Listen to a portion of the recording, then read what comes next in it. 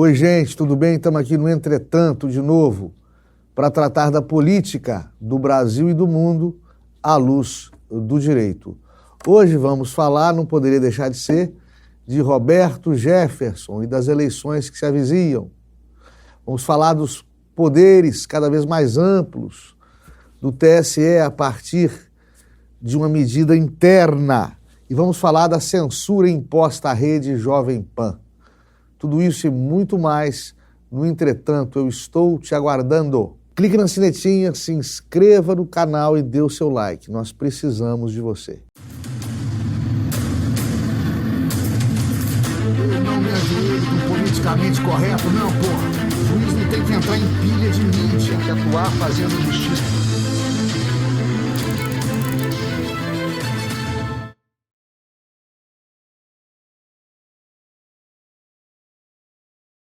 Quando um cidadão desacredita das instituições, quando um cidadão perde por completo a confiança nos governos ou no poder judiciário, ele parte para a vingança privada, para a lei do talião, para o olho por olho, dente por dente, para a lei do mais forte, ou lei da selva.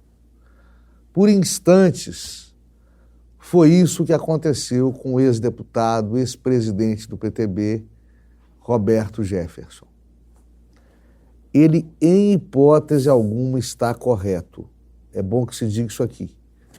No mínimo ali, isso só pelo evento com a Polícia Federal, ele vai responder por disparo de arma de fogo em via pública e resistência. É claro que vão acusá-lo inicialmente dupla tentativa de homicídio, mas isso era esperado. Na prática, o que se viu ali foi disparo de arma de fogo em via pública e resistência. A viger, a valer o Código Penal, né? E não nenhuma resolução TSE. Mas o que importa a gente observar é o seguinte: Roberto Jefferson vem sendo vítima de lawfare, segundo ele, de perseguição judicial. Ele vem sendo vítima de inquéritos que não terminam, porque se terminarem, ele é obrigado os juízes presidentes do inquérito são obrigados a retirar qualquer restrição dele. Ele foi preso domiciliar, é preso domiciliar, e agora teve a prisão domiciliar repristinada, reprisada para prisão de fato, em cárcere, porque falou mal de dois ministros do STF, ministro Barroso e o próprio ministro Alexandre de Moraes. Em qualquer lugar do mundo, isso é crime contra a honra, que deve ser julgado por um juiz imparcial, monocrático, porque Roberto Jefferson não é parlamentar, não detém prerrogativa de foro privilegiado, entre aspas, e, portanto, não tem por que estar sendo julgado pelo Supremo Tribunal Federal, pelo colegiado cujos membros ele ofende. A vítima está sendo juiz e acusadora ao mesmo tempo. O que não é de se estranhar, tratando-se de um tribunal que toca o inquérito das fake news, o crime que não existe, o crime cuja vítima é o STF, representada por seus membros que também dirigem o inquérito que não tem mais Ministério Público, que não tem mais PGR, porque o PGR Aras, a vice-PGR Lindora, já falaram que não é crime, já pularam fora do barco. Essa excrescência jurídica, essa anomalia do direito, essa casa da mãe Joana, está instaurada em aberto. É esse colegiado que, ao invés de fazer como em todo lugar do mundo, é crime contra a honra, leva Roberto Jefferson para a delegacia, assina um termo de ocorrência, paga fiança, vai responder para o juiz monocrático competente, esse STF prende, julga, mantém preso e arrebenta o seu algoz, aquele que praticou o crime contra os membros daquele importante e valoroso colegiado, ou assim deveria ser. Repetindo, nada justifica a ação do Roberto Jefferson. Foi errada, foi criminosa. Quem responde polícia a bala é criminoso. Mas nós temos que colocar tudo dentro de um contexto. Eu acredito, e já falei isso aqui, que quando um poder se deslegitima e fiscaliza, e administra, e supervisiona eleições com olhos parciais, contamina as eleições. Isso não foi só eu que disse, não. O jurista Ives Gandra da Silva Martins, o pai intelectual da nossa Constituição de 88, o maior constitucionalista vivo no Brasil até hoje, é que disse, né? O cara que criou a Constituição falou que a postura do STF é inconstitucional. Então precisa mais o quê? Roberto Jefferson é jurista. Ele está vendo isso. Ele sabe disso. E sabe que é vítima disso. Fez besteira. Essa que é a verdade. Mas essa besteira foi provocada a conta-gotas pelos seus algozes, o que é de todo lamentável, né? Ele agora saiu de novo do tom e eu tenho extrema ojeriza a todo mundo que agride ou ofende mulheres e crianças. Meu velho pai falava que homem que agride mulher é um covarde que só agride mulher, né?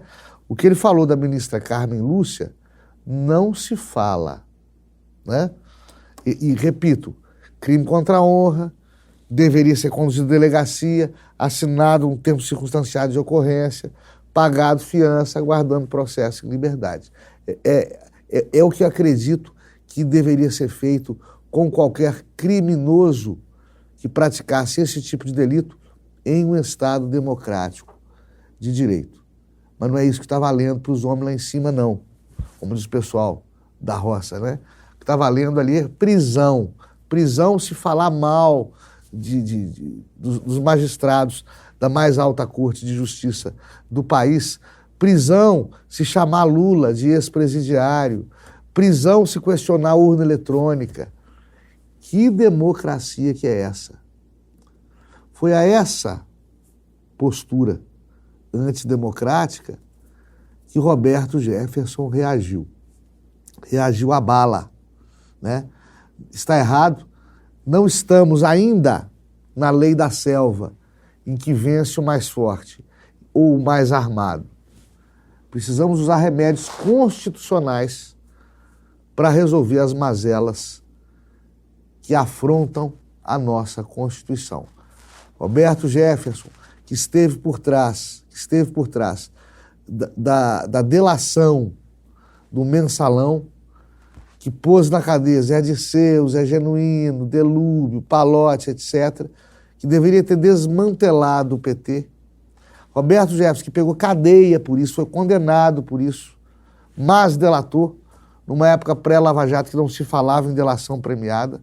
Roberto Jefferson, que diversas vezes prestou um serviço para a nação, dessa vez pisou na bola. Dessa vez pisou na bola, não deveria ter agido como agiu, tanto ao ofender a ministra Carmen, quanto ao reagir à bala à ação policial. Mas esta república cada vez mais complicada está gerando, o que eu já falei aqui, os adélios de um lado e de outro. É preocupante.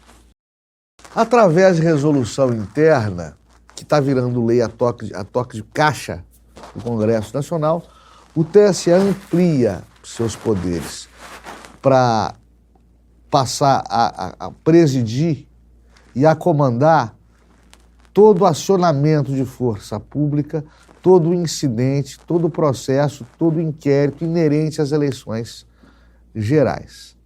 Pelo menos no caso dos inquéritos, a anomalia jurídica é ainda mais contundente, ainda mais forte, ainda mais visível. Por quê?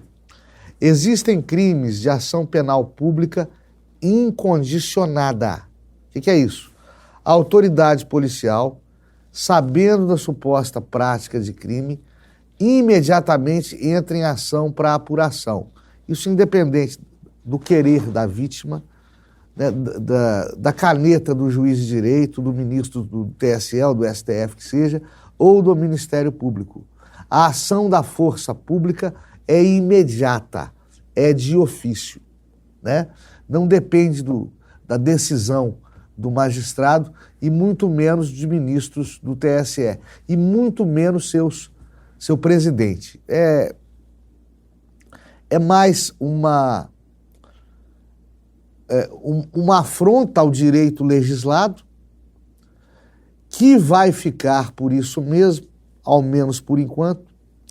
A classe jurídica se cala, e aqui eu vou lembrar do Martin Luther King, a quem preocupava o silêncio dos bons. A mim preocupa também. A classe jurídica se cala, né? E ficamos por isso mesmo. É como naquele poema que eu achei que era, muita gente acha também, que é do Mayakovsky, mas tem tanto autor dele na internet que a autoria dele se perdeu um pouco. O poema diz mais ou menos isso. Ele entrou no seu quintal e você deixou na primeira noite. Na segunda noite, ele entrou no seu quintal e pisou no seu jardim. Na terceira noite, você ficou quieto. Ele pegou seu cachorro. Finalmente, ele entra na sua casa, incomoda a sua família, toma seus pertences. E você, como não fez nada, agora não vai fazer mais nada. É isso. Só que nós ainda podemos fazer, povo brasileiro. Nós podemos e devemos instar ao Senado Federal que exerça, finalmente, os checks and balances, os freios e contrapesos, instrumentos que a Constituição dá ao Senado para coibir aos abusos de outro poder. É isso que pode ser feito dentro da Constituição. Não é sair dando tiro por aí afora, não. Pasmem, aonde fomos parar? A jornalista Bárbara Gância chamou a filha do presidente Bolsonaro, a Laura, de 11 anos de idade, chamou-a de puta. Jornalista, formadora de opinião, jornalista, que é um historiador, ou deveria ser, um historiador imparcial do presente. Jornalista chegar a isso, a essa baixaria, é uma coisa absolutamente inusitada, fruto de uma política acirrada, polarizada e de ódio. Por muito menos, Roberto Jefferson foi preso, por muito menos, tiraram Jair Bolsonaro do ar, deram um monte de direito de resposta para Lula, por muito menos baniram Alan dos Santos, por muito menos censuraram o grupo Jovem Pan. Agora, querem apostar? Não vai acontecer nada com a Bárbara Gância. Nada com a Bárbara Gância. O establishment aparelhado é de esquerda. É bom para você que assiste o Entretanto, é bom para você que vai votar nesse domingo próximo, saber quem é o mocinho, quem é o bandido dessa história toda. Quem tomou facada e quase morreu, quem não pode se manifestar como gostaria, quem não pode criticar o adversário, quem não pode mostrar as coisas boas que realizou no seu governo, quem é o mocinho e quem é o bandido. Quem é que está manietado, atado, quem é vítima da ditadura e do AI-5 e quem é o autor das iniquidades e das inconstitucionalidades antidemocráticas. É muito bom você, eleitor, ter uma noção precisa disso. Quem quase morreu pela pátria, quem tem a filha de 11 anos xingada por alguém que se diz jornalista, ofendida, de maneira baixa, asquerosa, por alguém que se diz jornalista. que não pode criticar o adversário, ou seja, um político que não pode fazer política. É isso. Quem é vítima de fascismo e de ditadura no país? Quem é vítima de assassinato de reputação aqui? E agora, esse assassinato de reputação alcança a filha dele, criança inocente. Aonde nós vamos parar? O professor Olavo de Carvalho dizia o seguinte: onde há liberdade de imprensa, a distribuição do espaço na mídia acompanha a divisão das preferências ideológicas entre a população. No Brasil, a opinião majoritária da população está totalmente excluída da grande mídia. Isso é liberdade de expressão? Ele indagava. Pois é, o conglomerado Jovem Pan, a rede Jovem Pan de jornalismo, surgiu não, ela existe há décadas, mas ela cresce no cenário da imprensa brasileira, dando vez e voz aos conservadores de direita. É um grande veículo de comunicação de extrema qualidade, livre dos maniqueísmos do aparelhamento de esquerda que impõe uma linha editorial a outros grandes conglomerados de imprensa brasileiros. É um ponto fora da curva. Dá vez e voz à direita e ao conservadorismo. Por vezes, a Jovem Pan erra na dose. Eu sempre achei horroroso um programa jornalístico sério, com jornalistas sérios, se referir ao ex-presidente da República e atual candidato Lula com os epítetos, as alcunhas de ex-presidiário, ladrão, lalau, etc, etc. Isso é panfletagem, isso não é jornalismo, né? Mesmo do lado de lá tem uma grande emissora que faz muito pior, mas faz com discrição, né? Faz sabe fazer. A Jovem Pan erra no tom. Mas então, que os ofendidos procurem reparação. O que não pode, à luz da Constituição brasileira, é a censura prévia. A censura prévia. É proibir a Jovem Pan para o futuro. É coactar, é tolher os seus programas, a sua linha editorial para o futuro. É claro, não existe direito absoluto à luz da Constituição. É claro, o direito à livre manifestação de pensamento ou à liberdade de imprensa encontra freios. Encontra freios em outros direitos tão ou mais importantes. Mas esses freios constituem uma resposta aos exageros da liberdade de expressão ou da liberdade de imprensa. Uma resposta ao mal feito que já foi feito. Censurar antecipadamente o órgão de imprensa é um absurdo tão grande que o New York Times, lá nos Estados Unidos, falou disso. Isso é voltar ao século XIX. Isso é algo sem precedentes. Muito mais porque deliberado pelo TSE. Deliberado pelo TSE. Não sendo competência do TSE deliberar a respeito disso.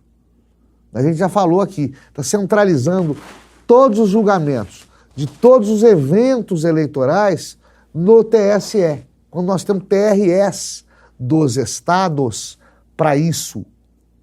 TREs dos estados para isso. Juízes eleitorais para isso. Ninguém está entendendo mais nada. Essa supercompetência de Brasília para julgar e punir a tudo a todos. Ou pelo menos, a um lado desse tudo e desses todos, né? Grandes veículos de informação, independente do viés ideológico, aliás, veículo de informação não deveria ter viés ideológico, já se solidarizaram com a Jovem Pan por ser vítima de censura prévia. Tecnicamente, nós temos que criticar sempre tudo aquilo que fira o direito vigente ou vá de encontro à normalidade jurisprudencial, aquilo que normalmente é decidido pelos nossos juízes e tribunais. E, mais uma vez, o TSE ou o STF cria uma novidade jurídica que afronta, né, ao direito, ao bom direito, aquilo que todo mundo conhece como justo, como equitativo. Ninguém mais suporta esse clima de, aí sim, briga, perseguição, ódio, AI-5. Nós estamos diante de um governo federal, de um poder executivo federal, que está sofrendo uma coisa inédita, sofrendo ditadura. Né? Bolsonaro, de quem temiam a vocação antidemocrática, tem ouvido calado os seus algozes, ouvido calado os seus críticos, ouvido ofensa calado, ofensa à sua filha, à sua esposa. Tentaram matá-lo. Quem o apoia nas redes sociais é lacrado, é banido, é preso. Será possível que ninguém está vendo isso? Meu Deus do céu! Tentaram matá-lo para não ganhar as eleições. A quem interessa isso? A quem interessa isso? E por que esse pessoal é protegido? Vamos nos indagar disso, Brasil. No momento que esse programa é gravado, produzido, nós estamos na antevéspera do segundo turno das eleições. Preste atenção, eleitor brasileiro. Vote com consciência. Vote naquele candidato que você entende que é o ideal para o país. Mas também vote naquele candidato que você entende que é o menos mal para o país. Não vote em branco. Você não pensa em branco. Não vote nulo. Você não pensa nulo. Manifeste a sua cidadania. Atuar politicamente é também votar. Você vai escolher, ajudar a escolher aquela pessoa que vai te governar por 4 anos. Vote com consciência. Vote com vontade, com respeito ao pensamento do outro. Com respeito à bandeira, ao hino, à pátria, ao povo e às famílias brasileiras. Vote consciente. E não assusta com fila, não. Não assusta com sessão que mudou de lugar, não. Encontre a sua sessão, suporte a fila e vote. O Brasil precisa do seu povo, o Brasil precisa dos seus eleitores nessa eleição tão brigada, tão acirrada, tão difícil. Fiquemos todos com Deus e até a próxima. Dê o seu like, clique na sinetinha e inscreva-se no canal.